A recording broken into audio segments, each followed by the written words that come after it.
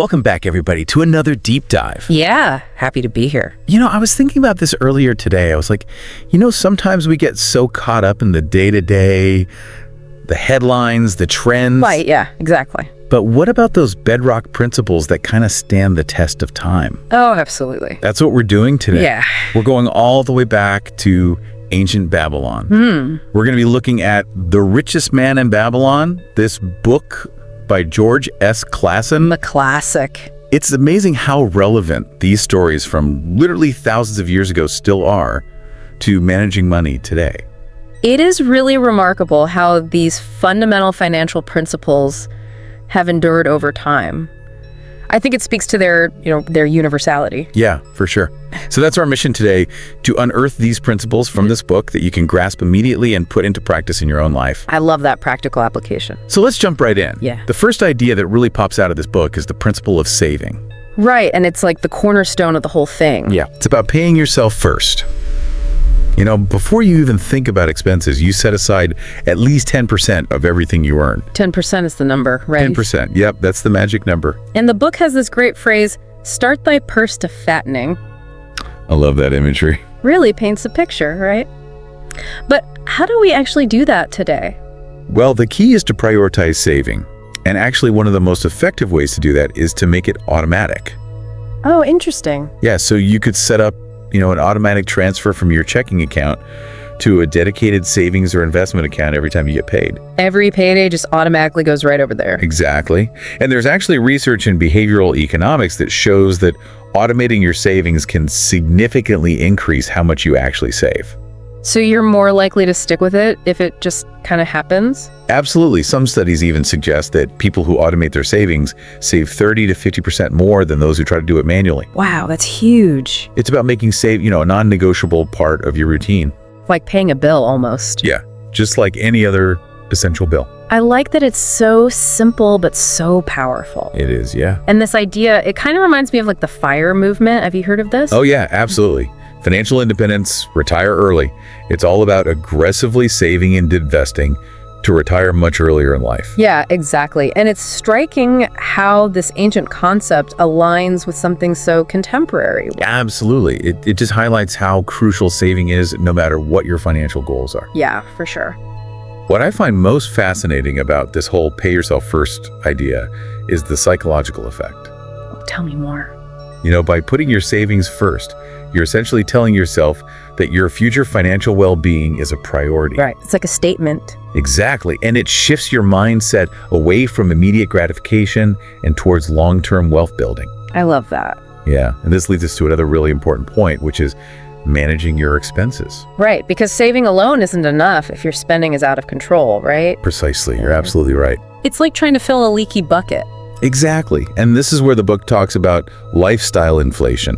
Lifestyle inflation. Oh, yeah, this is a big one. Yeah, the tendency to spend more as we earn more. Yeah, it's like our expenses just magically expand to match our income. Exactly. And it can be so subtle. It really is. Yeah. And the book is really wise to this. Oh, absolutely. It tells us we need to be really honest with ourselves. Yes. About what are truly necessary expenses and what are just desires. Yeah, sometimes we're really good at convincing ourselves that wants are actually needs. Oh, we are masters of that. It's so true. But that distinction is key, right? It's so important. Because if we can be conscious of our spending, keep those outgoing less than our earnings, that's where we create the space for building wealth. Right. And breaking free from that paycheck to paycheck cycle, which so many people are stuck in. It's unfortunately very common. And for those of us who aren't, budgeting experts, what are some practical ways that we can kind of get a handle on this? Well, there are a lot of different budgeting methods out there that can be really helpful. Give us some examples. Yeah, so one popular one is the 50-30-20 rule. 50-30-20. Okay, break that down for us. Yeah, so basically you allocate 50% of your after-tax income to your needs. Things like housing, groceries, transportation. The essentials. Exactly. Then 30% goes to your wants, things you enjoy but could potentially live without. Right, like entertainment, dining out, travel. Exactly. And then that final 20% is dedicated to savings and debt repayment. Okay, so that's a pretty clear framework. Yeah. It's a good starting point. And, there are other approaches like minimalism or zero-based budgeting that might resonate more with some people. Right. It's all about finding what works best for you. Exactly. And, for me personally, sometimes the simplest approach is the most effective. Keep it simple. Just being really honest with yourself about what you truly need versus what you just want. Yeah, that's a great point. Yeah. And speaking of making that money grow, let's talk about investing. Yes, investing is what really takes you from simply saving to building wealth. Right. And The Richest Man in Babylon has another one of those great phrases about this. Make thy gold multiply. So good. It's such a powerful image, right? Yeah. It's about putting your money to work for you, generating more money, creating those passive income streams. It's like that idea of planting seeds that then grow into more seeds. Exactly. And it keeps growing exponentially. But the book doesn't just say, go out there and throw your money at anything. Oh, no, absolutely not. It's a cautionary message too, right? Yeah, there is. It warns against blindly leaping into risky ventures without understanding what you're doing. Right. It's not about get-rich-quick schemes. Yeah. It's about wise investing, doing your due diligence, understanding the risks involved. Like knowing what you're getting into before you jump in. Exactly. For instance, cryptocurrency has the potential for high returns. That's true. But it also comes with significant volatility. Right. Unlike something like a diversified index fund, which offers broader market exposure and typically less dramatic fluctuations. Right. So different levels of risk. Exactly. So fascinating how this ancient advice still applies to the wide range of investment options we have today. Absolutely. The tools might change, but the underlying principle of making your money work for you remains constant. Yeah, for sure. So for our listeners out there, are you more focused on just saving right now, or are you also actively investing? Yeah, that's a great question to consider because saving is important, but investing is what can really accelerate your wealth building journey. And it doesn't have to be complicated, right? Not at all. There are resources and professionals who can help guide you. Exactly. So don't let the fear of the unknown hold you back. Great point. Okay, now let's move on to another crucial element that the book highlights. Yeah. The importance of seeking advice. Yes, and this might seem obvious, but it's amazing how often people overlook this. Yeah. The book puts it very clearly. Seek advice from those who are competent through their experience to give it. Simple but powerful, right? Yeah, it is. But think about how often people make major financial decisions based on tips from friends or family members Oh yeah, all the time. who might not necessarily have a proven track record of success with money. Right, that's like going to your friend who's a general practitioner for advice on heart surgery. You wouldn't do that. Do you want a specialist? You need an expert, someone who really knows what they're talking about. And in the financial world, that means surrounding yourself with people who are knowledgeable and successful with money, right? Absolutely. They can offer insights and perspectives that you might never have thought of on your own. Yeah, and it's not just about specific investment tips either, right? No, not at all. It's also about developing a sound financial philosophy. Like a way of thinking about money. Exactly. And this is especially important in today's world where there's so much information out there. So much noise. Yes, so much of it is conflicting or just plain wrong. Right. So who do you turn to for financial guidance? That's a great question. For me, I really value the advice of experienced financial advisors. And also, I'm a big believer in continuous learning. Yeah, staying informed. Absolutely. Reading books, attending seminars, just staying up to date on the latest trends and best practices. Yeah, I like that a lot. Okay, now let's talk about a topic that can be a bit uncomfortable for some people. Yeah. Debt. Debt, the big D word. Yeah, it can be a tough one. It can be, but it's so important to talk about. Absolutely. Because the book really stresses the dangers of excessive debt. It does. It advocates for striving towards a debt-free life. Right, because debt can be a huge burden. Yeah, those interest payments, they just eat away at your income. Exactly, and it can prevent you from achieving your financial goals. And what if you're already in debt? Well, the book actually offers advice on that too. Okay. It suggests allocating a portion of your income towards paying down your debt while simultaneously continuing to save. So it's like a balancing act. It is, but it's crucial because ignoring debt won't make it go away. Yeah, that interest can really pile up. It can, and compound interest can work against you in a big way. Right, and this applies to all kinds of debt, credit card debt, student loans, you name it. Absolutely.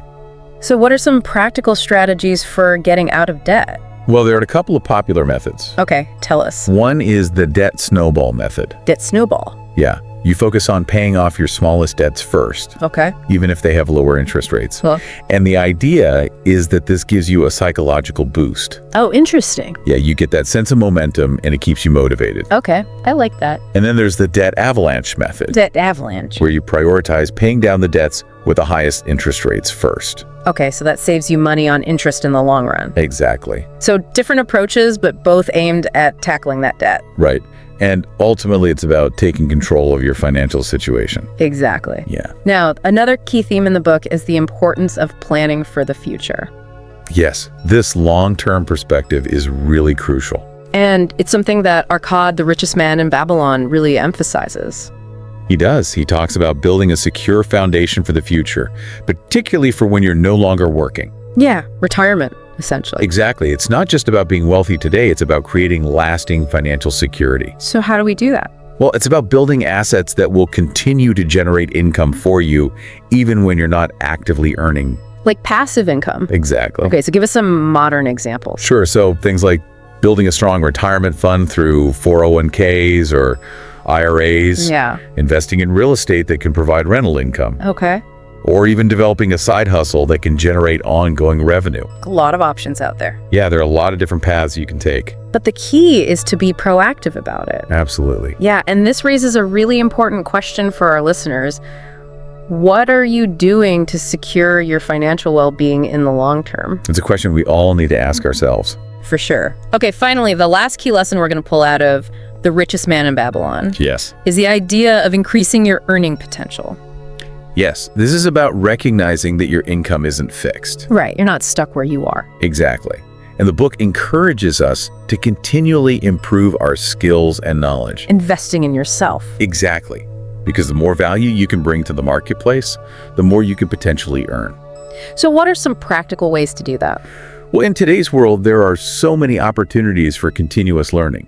Give us some examples. You know, you could take online courses, get certifications in your field, or even focus on developing soft skills like communication and leadership. Right, those are always valuable. Absolutely. So what skills or areas are you focusing on to enhance your own earning capacity? Well, you know, I'm always trying to stay ahead of the curve in my field, Yeah, reading industry publications, attending conferences and workshops. makes sense. Yeah. And I also make it a point to regularly network with other professionals. Yeah, building those connections is huge. It is. It's a great way to learn from others and stay informed about new opportunities.